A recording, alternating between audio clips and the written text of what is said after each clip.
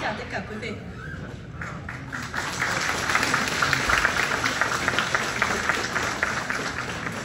Thật là một cái hân hạnh lớn cho tôi hôm nay được làm quen với lại cộng đồng người Việt quốc gia ở Charlotte nhân dịp các anh chị em Hậu Duệ tổ chức đêm tri ân các thế hệ cha anh và Đồng minh Hoa Kỳ.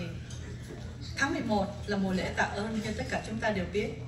Mấy trăm năm trước, những người di dân đến miền đất này, đầu tiên đến miền đất này, đã bắt đầu cái truyền thống tạ ơn để nhắc nhở các thế hệ con cháu phải ý thức được cái may mắn đã được sinh ra và lớn lên ở đây, và cái bổn phận là phải gìn giữ và vun trồng quê hương mới này. Hôm nay trong mùa lễ tạ ơn, với tư cách là một công dân Việt Nam Cộng Hòa cũ, tôi xin bày tỏ lòng biết ơn sâu xa đến các quân cán chính Việt Nam và Đồng minh Hoa Kỳ đã bảo vệ cho Việt Nam Cộng Hòa trong suốt hơn 20 năm để cho những người thường dân như tôi được sống tự do và bình yên, và cuối cùng đã đủ thì giờ để thoát chạy ra khỏi hoàng ngục của Cộng sản. Với tư cách là một công dân Hoa Kỳ hôm nay, tôi xin bày tỏ lòng biết ơn sâu xa đến tất cả các chiến sĩ Hoa Kỳ và tất cả những ai đã và đang tranh đấu cho tự do và no ấm của Hoa Kỳ. Tôi luôn quý và thương chiến sĩ của mình, nhất là 58.000 người Hoa Kỳ có tên khác trên đài kỷ niệm, đài tưởng niệm chiến tranh Việt Nam ở Hoa Thịnh Đốn, 300.000 tử sĩ Việt Nam Cộng Hòa và hơn cả 100.000 thương phế binh Mỹ Việt.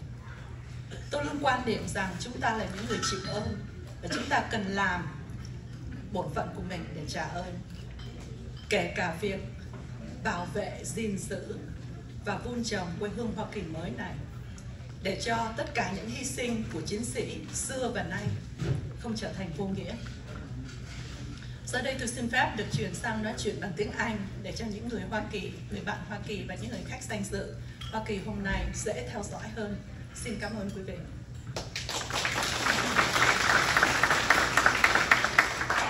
Good evening, ladies and gentlemen. It is a great pleasure to join the Charlotte Vietnamese American community and distinguished guests for an evening of celebration and appreciation in this Thanksgiving season. As former refugees of war, we gather here to remember all the South Vietnamese and their allies who fought and died for the former Republic of Vietnam. As U.S. citizens, we gather here to remember all fallen Americans whose sacrifice helped preserve this land of the free and home of the brave. We cherish and celebrate this paradise called the United States, and we vow to each do our part to preserve it, to make sure it stays as a paradise. 44 years ago, I had to leave Vietnam as a refugee. I brought with me a bag full of memories. Memories of a childhood kept safe and free by soldiers, especially the 58,000 Americans whose names are on the wall of the Vietnam War Memorial in Washington, D.C., and the 300,000 South Vietnamese soldiers whose valence and ultimate sacrifice has never gotten the credit that it deserves. Memories of myself as a little girl waving goodbye to my brother, who was a helicopter pilot in the former South Vietnamese Air Force, after his short holiday with us. I was standing by the gate with tears streaming down my face, not knowing whether I would ever see my brother alive again. Many years after the fall of South Vietnam, I carried on with a wound, an unhealed wound in my soul. It wasn't bad enough that I had just been robbed of my country, my home, my relatives and friends. It was unbearable to see the unjust, the uncalled for insults on my heroes by the American media and its partial reporting of the war. my beloved American soldiers being portrayed as disillusioned and women's and children's murderers? Really? My beloved South Vietnamese soldiers being portrayed as incompetent and blamed for the fall of South Vietnam. What a lie. Today, I'm still very angry, but I no longer feel helpless. As I transform from a broken-hearted and bitter Vietnam War victim to a confident US citizen, I have also fallen in love with this land and its kind people. I believe in many American values, like democracy, justice, a sense of fairness. And because I believe in them, I also believe that we can and we will make a difference by speaking up against those distorted accounts of the Vietnam War. It must be us, the direct victims and witnesses, who speak up against the injustice endured by those who fought and died for South Vietnam. It must be us who regain for our soldiers the honor and right place in history. It must be us who point out the resolve of over a million South Vietnamese boat people who risked their lives against evil pirates and the unforgiving ocean 4 decades ago in desperate search of freedom. It must be us who point out the unquenched thirst for freedom of the 95 million Vietnamese in Vietnam today. In 2004, while I was Director of Science and Technology at the Naval Surface Warfare Center in Maryland, I was interviewed for a documentary film called Why We Fight. It was done by a BBC group in England. The British film director was astonished upon learning my path from a former refugee of war to a weapon and explosive developer and a director of science and technology from US military. He thought that somebody of my background would surely turn into an anti-war activist. What he didn't understand is that I was, and I am indeed, quite anti-war. It's just that I happen to believe in a different approach. I believe that the best way for a nation to avoid wars is through a strong power of deterrence. All South Vietnam ever wanted was to be left alone to pursue democracy and freedom. But we didn't have sufficient defense power to deter the North Communists and their abundant supplies of weapons from the communist bloc. I don't ever want that to happen to the United States, my second homeland, because I don't ever want to have to leave this land in search of freedom again. There's another reason. As I've come to love this land and its people, I've also developed a deep compassion for the American warfighters who continue to keep us safe and free here. I wanted to help them. Every time I hear reports of American casualties in Afghanistan, Syria, wherever in the world, I immediately cringe. I will immediately remember me as that little girl waiting by the gate many, many years ago. For a soldier, the only way to return home intact is to win, isn't it? I believe that my work for US defense and others' work for US defense help make sure that our guys win. Help bring every brother home to every little sister waiting by the gate. I was also asked whether I viewed anti-war activists as unpatriotic.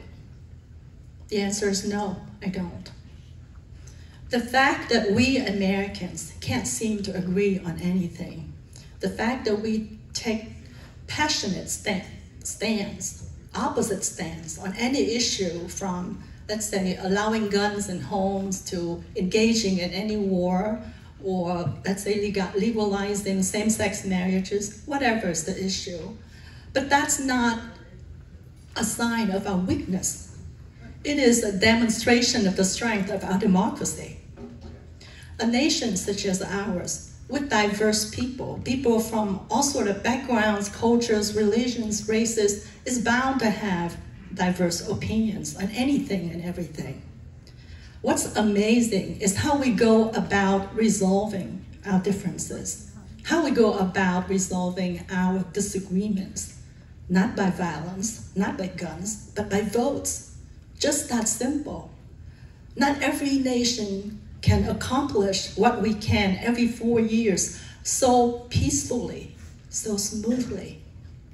We are indeed the privileged.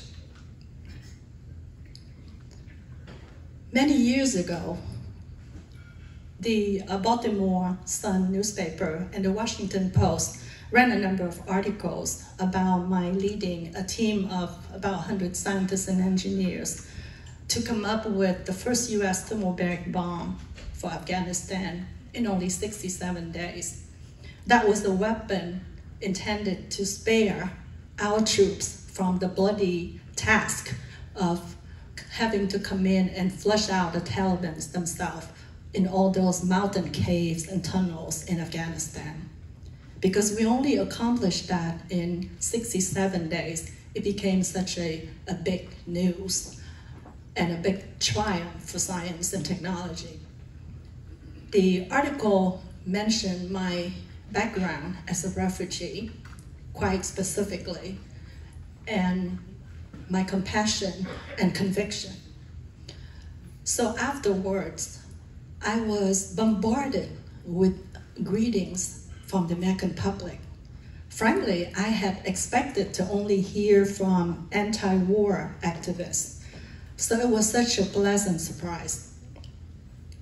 Among those many, many warm greetings, cards, messages, there was this one card that I still keep on my desk today as a personal motivator. The gentleman wrote to thank me and other refugees like me, like us, for our contributions to the United States. The front of his card is an illustration of a crowd of Americans standing together of all races, black, white, yellow, brown, and the words, "United we stand," in the back. That's our strength, isn't it? Our enemies expected that the United States would weaken and perhaps collapse after 9/11.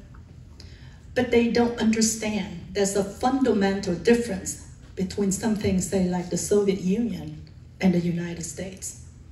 Countries were forced against their will to join what was called the Soviet Union. So when that union got threatened seriously by external pressure, then their diversity became a catalyst for their deterioration. People of all races, cultures, backgrounds, religions came to this land of their free will to build a new home and a new democracy called the United States. So when this union is threatened, its diverse people will stand even more closely together. Its diverse people will unite. If someone believes that a nation of homogeneous race and religion could accomplish so much because of its strength in unity, then imagine what a country such as ours with diverse people, but all goals but one. But our talents, our methods are the best from all worlds. Outside people, like that British film director, thought that America must be very weak because we seem so divided. Yet the same people who fought day in and day out against one another, right, on anything and everything, all sorts of issues, was able to show the world such exemplary behavior of courage and compassion after a national tragedy like 9/11. As you recall, there was no panic. There was no angry demonstration on the street demanding whose fault it was, who let our guards down. Instead, Americans stood quietly in endless lines waiting for a chance to donate blood. We all rushed to our local charities, offering help. The American flag was flown everywhere, and the slogan, "United we stand," became a statement of our heart. We focused on our heroes, such as the New York City firefighters, the police officers who risked their own life to save others, while we trusted and left our government to do its job. We were able to show such discipline, such dignity, because we have been and we're always free. Free to think for ourselves and express our own opinion, and united in our spirit and dream. Tonight, we gather here to express our gratitude to those whose sacrifice, past and current sacrifice, earn us this freedom, because freedom indeed is not free. We each have won the lottery by being citizen of this paradise. Let us make sure, let us work hard to preserve it. By the way, if someone happened to be unconvinced that this is a paradise, just think of the 39 human trafficking victims, all Vietnamese, recently found dead in a cold cargo container in the back of a truck in England. They too had hope to find a new life in freedom and opportunities, but they didn't win the lottery. While we strive to be exemplary citizens, let us pay back by helping other Americans in need, by joining others who are serving America. It could be as simple as community services, as how about volunteering at the local VA hospital, or serving the underprivileged youth, whatever cause that strikes a chord in our heart, whatever cause that fits within our ability and capacity. Above all, it means making choices and taking actions for America and Americans. It means putting America first in anything and everything that we do as we go about our daily life, whenever applicable. Putting America first is not only the sole responsibility of those in Congress, in White House, or in prominent government jobs. No, it is a responsibility that each of us have. As former freedom fighters from South Vietnam's dissidents, we also have the responsibility of remembering and helping 95 million Vietnamese in Vietnam today who are still in desperate search of the very freedom and opportunities that we sometimes take for granted here. May God bless those who are willing to die for freedom, especially those who are willing to die for the freedom of others. Thank you.